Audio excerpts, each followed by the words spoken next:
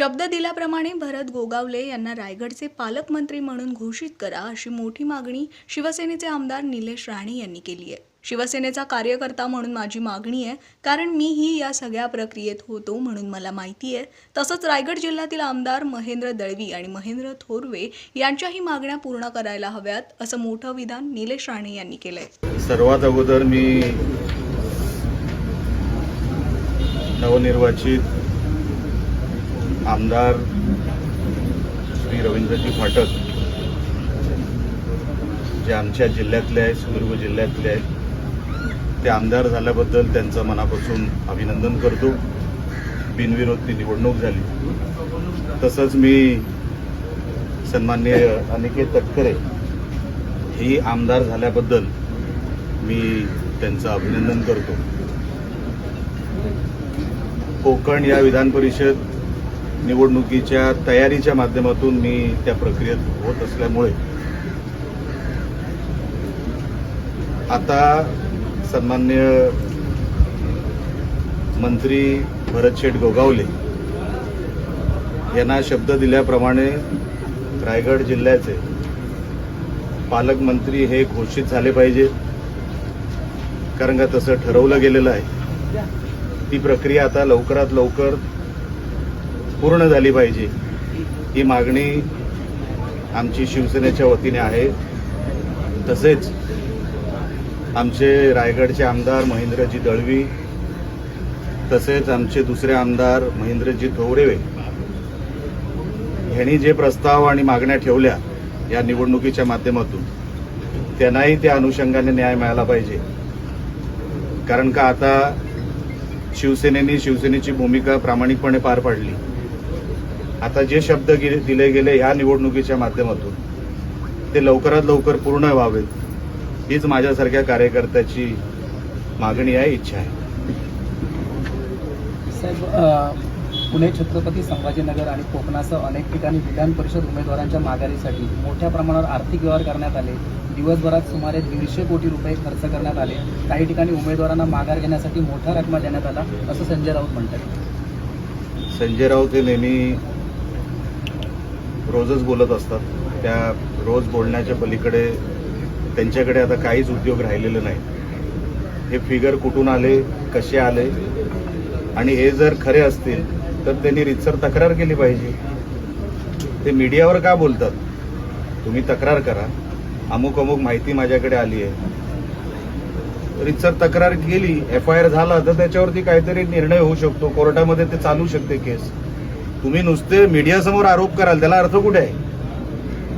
त्याला हातपाय असते तर त्यांनी रीतसर तक्रार केली असती। त्यांना पण माहिती आहे आरोप खोटे आहेत, पण त्यांना विरोधक म्हणून काहीतरी बोलायचं आहे म्हणून ते बोलत असतात।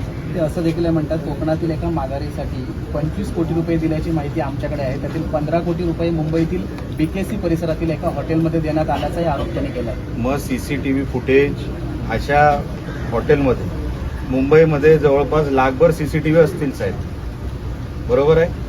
BKC म्हणजे कुठे आलं? कलानगरच्या मागे। एवढे CCTV असताना जर एवढा मोठा व्यवहार झाला तर बॅगा इकडच्या तिकडे ठेवल्या गेल्या असतील, काहीतरी पुरावा असेल ना, कुठेतरी रस्त्याच्या CCTV मध्ये काहीतरी आलं असेल। तर माझी विनंती आहे संजय राऊतांना की हे सगळं बोलण्यापेक्षा तुम्ही ते पुरावे सादर करा, म्हणजे विषय सुटला। म्हणजे तुमच्या आरोपांना पण कुठेतरी तथ्य असं कुठेतरी लोकांना वाटेल, नाहीतर नेहमीप्रमाणे त्यांच्या आरोपांना काहीच तथ्य नाही।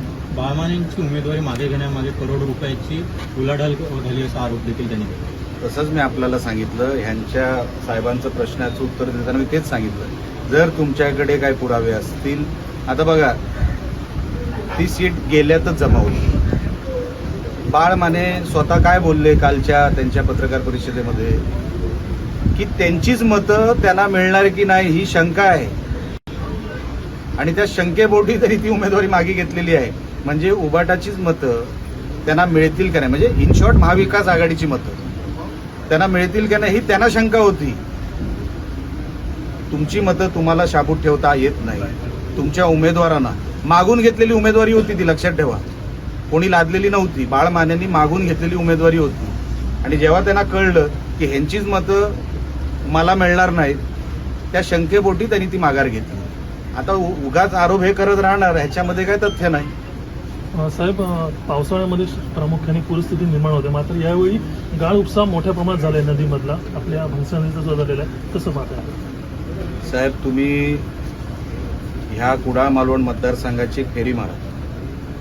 दुरुस्तीचे पैसे आता हा जो नेरूर चौकी रस्ता आणि सातत्याने सोनवडे रस्ता असेल, आजूबाजूचे रस्ते असतील, जे कधी दुरुस्त व्हायचे नाही, आज ती कंडिशन बघा.